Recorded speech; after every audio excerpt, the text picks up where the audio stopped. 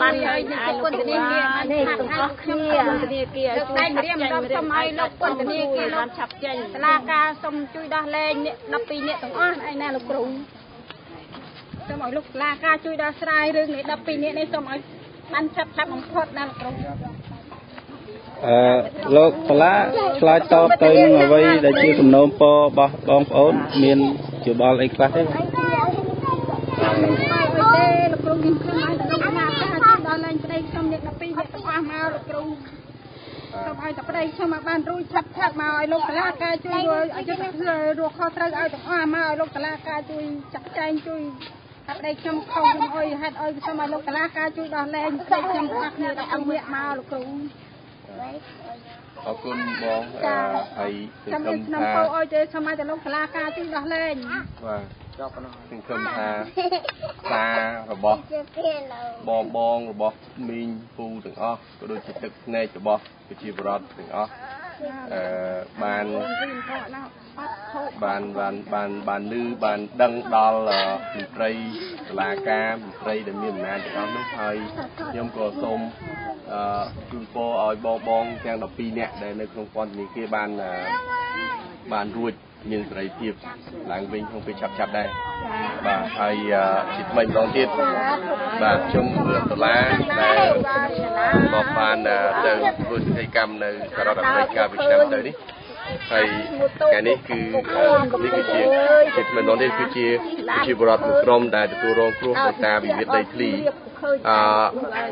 ករណីជាក្រែងនេះមិនមែនជាករណីតែមួយទេប៉ុន្តែវាជាករណីមួយក្នុងចំណោមករណីរាប់រយទៀតដែលប្រជាជនក្រីក្រនេះគឺរងគ្រោះហើយការជួយរបស់បងប្អូនមកដល់ពួកគាត់នេះគឺជាការជួយចិត្តធ្វើតែសម្ភារៈទាំងអស់នេះជាឧបករណ៍តិចតួចក៏ដោយក៏ប៉ុន្តែជាការលើកទឹកចិត្តមួយក្នុងការគាត់តស៊ូបន្តទៀតដើម្បីឲ្យអ្នកនៅខាងក្នុងពន្ធនាគារនោះឆាប់បានចេញឲ្យមានសេរីភាពហើយក៏ប្រកបរបរឬក៏រស់នៅជួបជុំក្រុមគ្រួសាររបស់ពួកគាត់តទៅទៀតបាទសូមអរគុណខ្ញុំក៏មានមតិយោបល់ទីចុងបញ្ចប់ដែរទី1បងប្អូនខ្ញុំនឹងនិយាយពីទី1និយាយពីការពង្រឹងប្រជាពលរដ្ឋទី2និយាយអំពីបងប្អូនដូចបានឃើញប្រាប់ហើយសម្រាប់ស្រុកខ្មែរយើង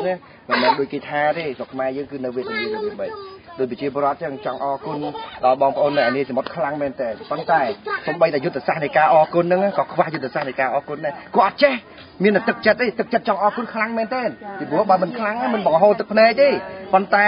ដោយសារតែកម្ពុជាយើងនៅខ្វះមែនតើខាងវិស័យអប់រំមិនត្រឹមតែផ្ដល់ឲ្យគាត់ទេដូចក្មេងៗហ្នឹងឃើញទេ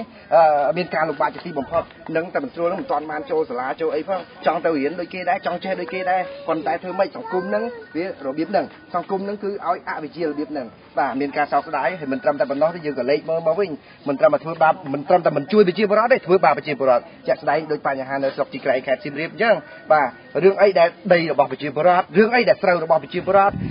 បែរទៅជាអាជ្ញាធរដែនដីហ្នឹងគាត់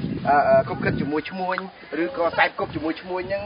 មករំលោភយកទឹកដីប្រជាពលរដ្ឋរំលោភយកស្រូវប្រជាពលរដ្ឋទ្រព្យសម្បត្តិរបស់ប្រជាពលរដ្ឋហើយចោទប្រជាពលរដ្ឋហើយចាប់តំណែងប្រជាពលរដ្ឋឬក៏ក្រុមគ្រួសាររបស់ប្រជាពលរដ្ឋដាក់គុកថែមទៀតតែទោះជាយ៉ាងណាក៏ដោយក្នុងនាមខ្ញុំជាពលរដ្ឋខ្មែរក្នុងនាមខ្ញុំជាសមាជិកក្នុងនាមខ្ញុំជាខ្មែរមួយរូបនេះខ្ញុំសូមបញ្ជាក់បងប្អូនថាត្រូវតែរឹងមាំជាទីបំផុតត្រូវតែខ្លាំងណាស់គ្មានអ្វីមួយដែលយើងមិនអាចដើរទៅមុខបានទេហើយខ្ញុំក៏ដូចជាបងប្អូននៅឯនេះសមុទ្រជឿជាក់យ៉ាងខ្លាំងថាអំពើល្អជឿជាក់យ៉ាងខ្លាំងថាអំពើអាក្រក់ដែលនៅសប្តាហ៍ថ្ងៃហ្នឹងមិនអាចនៅបានយូរទេបាទដោយសារតែការខំប្រឹងដោយសារតែការតស៊ូអញ្ចឹងប្រជាពលរដ្ឋទាំងអស់ទោះបីជាគាត់ខ្វះសមត្ថភាពផ្នែកថវិកាខ្វះសមត្ថភាពផ្នែកចំណេះដឹងក៏ដោយប៉ុន្តែប្រជាពលរដ្ឋទាំងអស់នៅចូលរួមក្នុងការកែប្រែសង្គមមួយហ្នឹងឲ្យទៅជាសង្គមមួយប្រជាធិបតេយ្យឲ្យជាសង្គមមួយដែលពោរពេញទៅដោយសិលធម៌និងគុណធម៌គឺជាចុងបញ្ចប់ជួបមុខឲ្យប្រជាពលរដ្ឋខ្ញុំសូមជូនពរដល់បងប្អូនដែលនៅឯនេះសមុទ្រជួបតែពុទ្ធពរទាំង5ប្រការអាយុវណ្ណៈសុខៈពលៈបដិភិនៈកុំបីទីទៀតឡើយបាទសូមអរគុណបាទសូមអរគុណបាទលោកសួនសេរីថាលោកមានយោបល់អីផ្ដាំផ្ញើបងប្អូនទេបាទអត់អីទេខ្ញុំអត់មានអីច្រើនទេប៉ុន្តែគ្រាន់ថាឥឡូវភារកិច្ចរបស់ខ្ញុំដែលបងប្អូនមិត្តភក្តិអ្នកគ្រប់គ្រងក្រុមការងាររបស់យើងទាំងអស់នៅសហរដ្ឋអាមេរិក ដែលបានផ្ដល់ថវិកាសម្រាប់ជួយជាស្បៀងជាអាហារហូបចុកតិចបន្តួចដល់បងប្អូនពលរដ្ឋរងគ្រោះនៅជីប្រៃនេះថ្ងៃនេះរួមខ្ញុំមានលោកដុល្លារមានលោកសុផាន់មានពិសីមានបងពៅដែលជាក្រុមការងាររបស់យើងចុះមកហ្នឹងគឺយើងបានបំពេញតាមបំណងរបស់បងប្អូននៅនេះសមុទ្រដែលបាននឹកអាណិតជឿឆ្អាលចំពោះបងប្អូនយើងហើយការដែលថ្ងៃនេះគឺថាបានឃើញទាំងអស់គ្នាដែរហើយអញ្ចឹងខ្ញុំអរគុណច្រើនមែនទែននៅទឹកចិត្តរបស់អ្នកគាំទ្រនិងបងប្អូនសមាជិកសមាជិកាទាំងអស់របស់យើងនៅសហរដ្ឋអាមេរិកជាពិសេសនៅទីក្រុង Fresno រដ្ឋាភិបាលបញ្ញាដែលបានផ្ដល់ថវិកាជួយគាំទ្រនេះហើយខ្ញុំការប្រាំចាយចំពោះបងប្អូនលោកលោកជាមិនកុំឲ្យការបែងចែកទៅជាការឆ្លុះដោះតែគ្នាសូមឲ្យយើងមានការតាមពីគ្នាយើងឆ្លាញ់គ្នាពីមុនបណ្ណាយើងនៅឆ្លាញ់គ្នាដដែលយើងត្រូវតែខំឆ្លាញ់គ្នាតទៅទៀតហើយយើងធ្លាប់ជួយស្រាក់ចិត្តស្រាក់គ្នាជួយជនរងគ្រោះបណ្ណាយើងក៏ត្រូវខំប្រឹងប្រែងតទៀតសូមជម្រាបថាអ្វីដែលបងប្អូនធ្វើនៅទីនេះនៅកន្លែងនេះអត់ឯកោទេអត់ម្នាក់ឯងទេគឺថាយើងមានស្នែកមានច្រមុះមានគូក្បាលមានអ្នកជួយខ្លំមើលអ្នកជួយគិតជួយគូជួយជឿឆ្អាលនឹងច្រើនណាស់ហើយដូច្នេះគឺថាអត់ឯកោដាច់ខាតបងប្អូនអ្នកជនរងគ្រោះឲ្យតែយើងខំប្រឹងធ្វើមធ្យោបាយណាមួយដែលយើងអាចជួយបានគឺយើងជួយណាប៉ុន្តែសំខាន់បំផុតកុំរំពឹងទៅលើជំនួយរបស់គេទាំងស្រុងកុំរំពឹងទៅលើការជួយរបស់គេទាំងស្រុងគឺតែយើងទៅជួយខ្លួនយើងមិនសំខាន់បំផុតជួយខ្លួនយើងជួយយ៉ាងម៉េចគឺថាមានរឿងអីយើងជាជនរងគ្រោះផ្ទាល់យើងជាសមាជិកគ្រួសារយើងជាសាច់ញាតិយើងទាំងអស់គ្នាយើងត្រូវចេះជួយមើលក្រោយឆ្វេងស្ដាំជាមួយគ្នាហើយគឺជាកម្លាំងគេហៅថាអំណាចពលរដ្ឋហ្នឹងគឺថាយើងត្រូវតែរួមគ្នាគឺជាអំណាចរបស់យើងជាពលរដ្ឋព្រោះបើសិនជាយើងជាពលរដ្ឋយើងមិនរួមគ្នាទេយើងមិនប្រើប្រាស់សិទ្ធិអំណាចរបស់យើងទេអ្នកដែលមានអំណាចហ្នឹងគេនៅតែគៀបសង្កត់យើងគេនៅតែធ្វើបាបយើងចឹងអញ្ចឹងគឺថាថ្ងៃនេះជាក់ស្ដែងគឺថាយើងបង្ហាញឲ្យឃើញថាភាពក្រាក់ភាពការរួមរួមគ្នាកម្លាំងសាមគ្គីរបស់បងប្អូនគឺធ្វើឲ្យរំភើបចិត្តដល់បងប្អូនខ្មែរនៅនេះទាំងអស់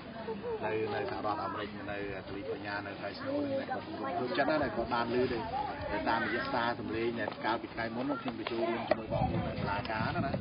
ហើយមានក្រុមកាសែតទៅព័ត៌មានរបស់ខ្ញុំទៅជាមួយហើយក៏បានបញ្ជូនសម្លេងបញ្ជូនរូបភាពទៅហ្នឹងគឺថាគាត់ស្ដាប់ឮគាត់រំភើបចិត្តហើយគាត់បានផ្ដល់ការគាំទ្រទឹកចិត្តនឹងចំពោះបងប្អូនអញ្ចឹងយើងខំធ្វើតទៅទៀតដើម្បីយុត្តិធម៌ទាំងអស់គ្នា